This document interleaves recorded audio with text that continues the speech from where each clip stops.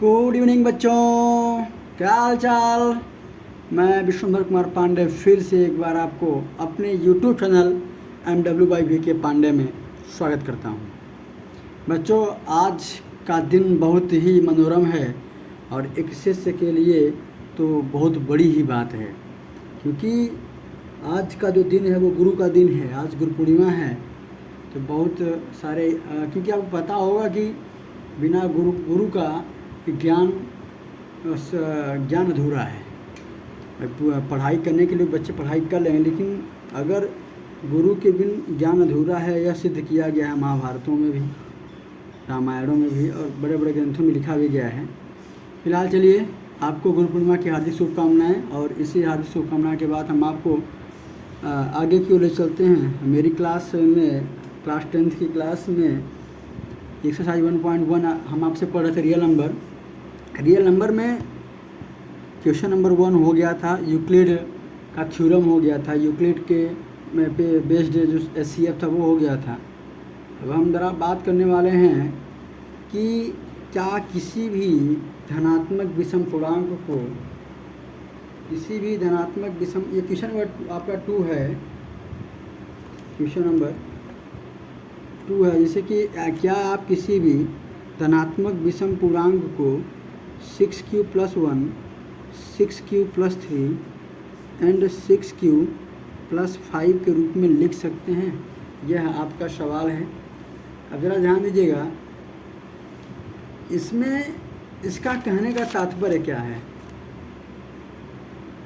रुकिए, तो अगर इसका मतलब देखा जाए, इसका मतलब है क्या, हम यहाँ ये जानना चाहते हैं। अब इसके मतलब के लिए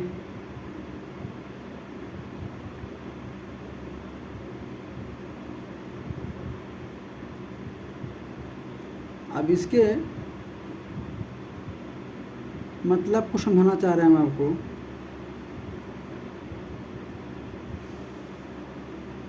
यहाँ ये कहना चाह रहा है कि जब 6 से आप किसी भी विषम संख्या में, 6 से जब आप किसी विषम संख्या में भाग देंगे, जो इसका शेषफल आएगा वो सदैव या तो 1 आएगा, या तो 3 आएगा, या तो 5 आएगा। यह सवाल कहना चाह रहा है कि क्या ऐसा हो पाएगा कि अगर आप किसी भी संख्या में 6 से भाग दे रहे हैं, क्या उसका शेषफल 1, 3, 5 आता है? तो ऐसा संभव है कि नहीं? अगर है तो क्यों है? यही चीज़ आपको दिखाना है यूक्लिड थ्योरम से भाई। बाकी अगर इसको लिखना होता कुछ अपने फॉर्म में, तो हम इसको यही लिखते कि भाई निम्नलिखित एग्जाम्पलों से स्पष्ट होता है कि भाई एक एग्जाम्पल दिखा देते हैं। 6 का भाग 7 दे देंगे, 6 × 1 = 6, 1 आ जाएगा। 6 का भाग 9 दे देंगे, 6 × 1 = 6, 3 आ जाएगा। 6 का भाग दे देंगे 11 में, 6 × 1 = 6, 5 आ जाएगा। आप देख रहे हैं 1, 3 और 5। लेकिन इसको दिखाना किस में है? EDT मतलब यूक्लिड विभाजन प्रमेयिका में दिखाना है आपको। यूक्लिड विभाजन प्रमेयिका के माध्यम से दिखाना है। तो चलिए पहले हम लिखेंगे क्या, पहले आप एक काम करिएगा, आप मान लीजिए, क्योंकि माना let be a is a positive odd integer, माना a कोई धनात्मक विषम पूर्णांक है।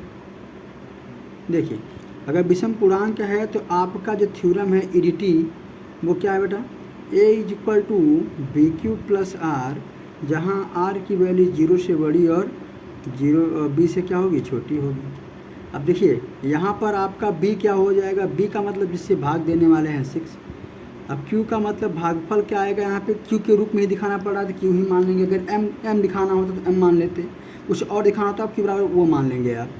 फिर R बराबर, ध्यान दे रहिए, 0 से लेके कहाँ तक? 5 तक। 0, 1, 2, 3, 4, 5। आप एक काम ये भी कर सकते हैं, आप केवल 1, 3 और 5 को भी लेकर के दिखा सकते हैं शॉर्ट फॉर्म में, लेकिन थोड़ा सा मुझे समझाना है यहाँ पे, इसलिए मैं आपको पूरा बता रहा हूँ ब्यौरा। अब देखिए यहाँ पे करना क्या भाई, अब वही चीज़ लिखना है।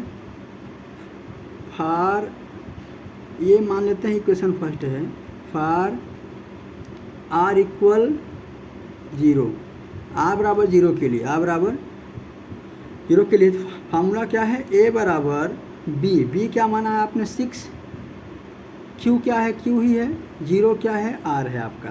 तो आपका मिला क्या, A is equal to 6Q, equation second.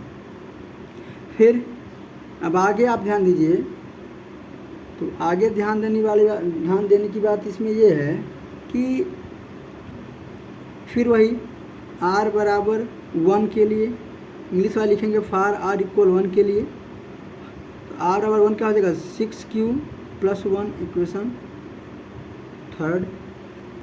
फिर r बराबर 2 के लिए फिर वही 6Q + 2 इक्वेशन फोर्थ। फिर r बराबर 4 के लिए, ये सब में r का मान रखना है एक बार। यहाँ क्या हो जाएगा 6Q + 4 इक्वेशन 5। फिर r बराबर 5 के लिए जितने आपके r मान हैं लिखने करके फिर क्या मिलेगा आपको मिल जाएगा 6Q + 5, यह इक्वेशन हो जाएगा 6। ये तो केवल क्या किया गया है, देखिए पहला यहाँ है 6Q, दूसरा क्या है 6Q + 1, तीसरा क्या है 6Q + 2, ये और ये आपका, ठीक है। अब आप ये क्या किया है, आपने दिखाया है कि हमने किसी भी धनात्मक विषम पूर्णांक में भाग दिया है तो शेषफल क्या क्या आया है, ये अब देखिए बेटा, यहाँ इसको भी कैंसिल करूँगा, इसको भी कैंसिल करूँगा और इसको भी कैंसिल करूँगा। क्यों? क्योंकि बेटा जो आपका ए है वह ऑड नंबर है। क्या है, आप लिखोगे कि समीकरण 1, समीकरण 2, समीकरण 4 और समीकरण 5 संभव नहीं है, क्योंकि ए क्या है, एक विषम संख्या है और जो इसमें शेषफल आ रहे हैं वो सम संख्या आ रही है, अतः यह संभव नहीं है। लेकिन समीकरण 3, समीकरण 4 नहीं, समीकरण 3 हो जाएगा आपका, और हमने शायद 3 रखना भूल गया है, आपको 3 रखना होगा, कहीं 3 रख लीजिएगा। 3 का मतलब 6Q + 3, इसको मगर चौथा माने हैं तो यहाँ 5 मानिए, यहाँ 6 मानिए, यहाँ 7 मानिए। तो समीकरण नंबर 3, 5 और 7 यानी विषम मान लीजिए, विषम वाला ही मानिए, 3, 5, 7। तो आप ये कह सकते हैं कि भाई विषम आएगा भी, विषम वाला हम मान भी रहे हैं, ठीक है।